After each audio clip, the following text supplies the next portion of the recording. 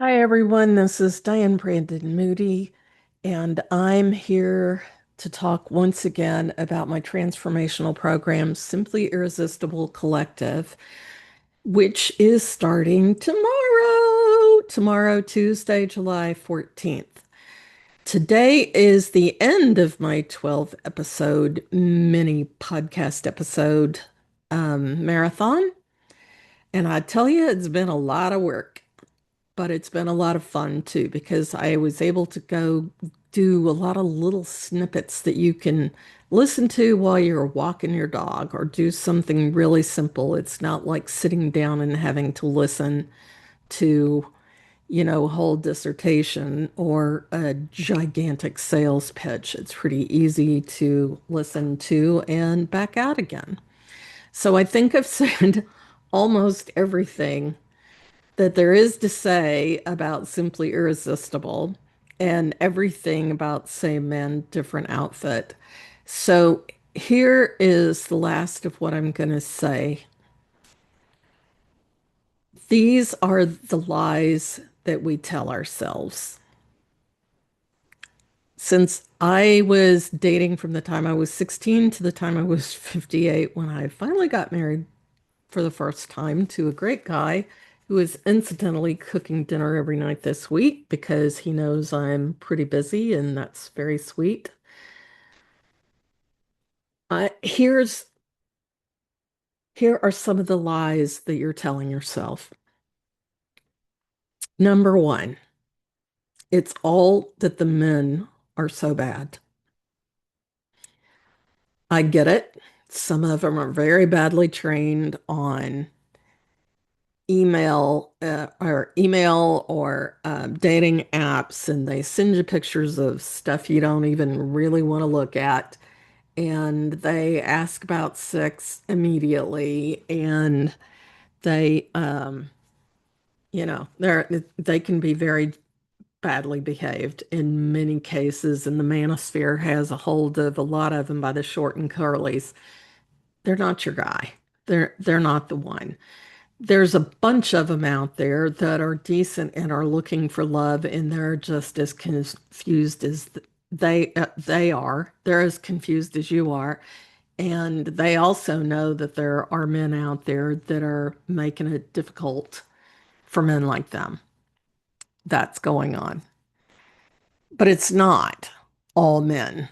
And even though going through Simply Irresistible may not change that some of these gross guys approach you or send you a picture or something like that, what I will guarantee you is it won't bother you too much, and you'll be able to find the good ones among the not so good ones because they're there.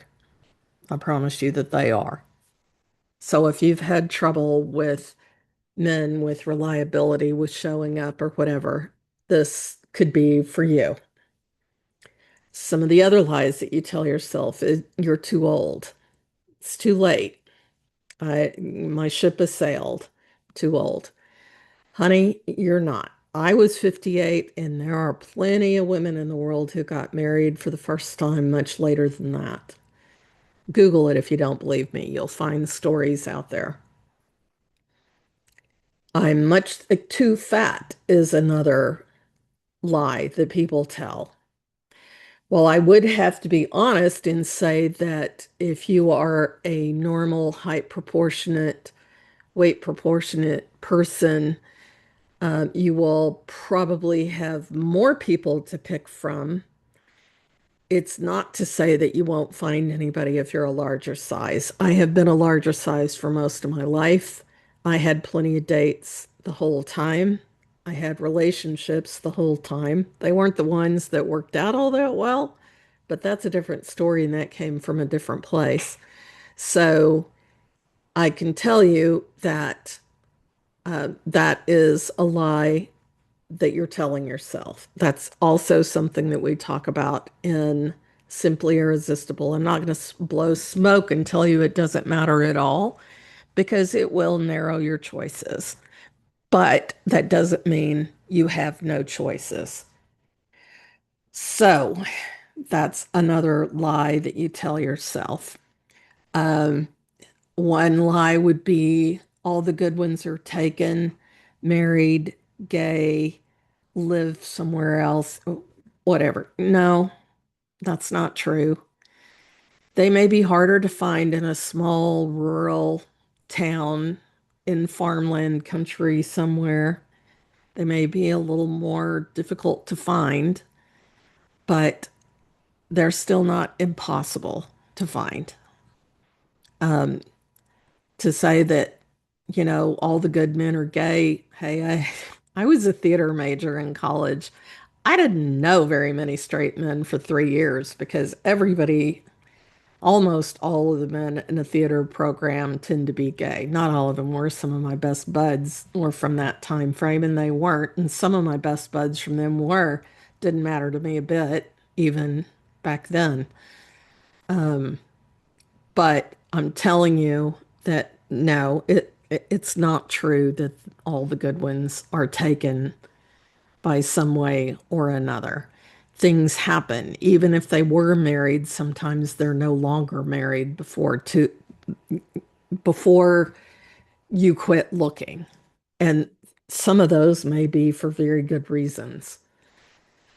So that's not it either. There's another myth out there that it's just my town. There are no good men in Atlanta. Honey, that just cannot be true. It just cannot be.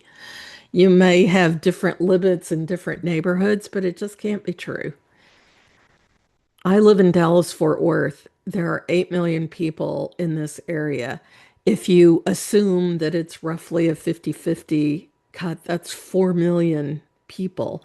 If you assume half of them, oh, let's even say 3/4 of them are married, then that's still a million single ones. I mean, you see how this works. Math will prove that it's not where you live unless it's a teeny tiny little rural area somewhere. It's just not. But sometimes here's the question to ask yourself. Why is it so important to you to keep clinging on to those reasons that that is the problem? Why? You would rather be right about claiming that there are no good men in Atlanta than you want to be about let me figure out how to find the right ones and be the person that the right ones want. That's where the gold is, sister. That's where the gold is. If you want to cling to all your stories, go ahead, cling to your stories, but it isn't going to get you finding love. It won't. Because you're so clinging to your stories that your brain believes it. Your brain, which is just an order taker when it comes to stuff like this, your brain says, well, she doesn't seem to want the good ones. She keeps talking about all these bad ones. All right, let's go give her a few more bad ones. That'll work.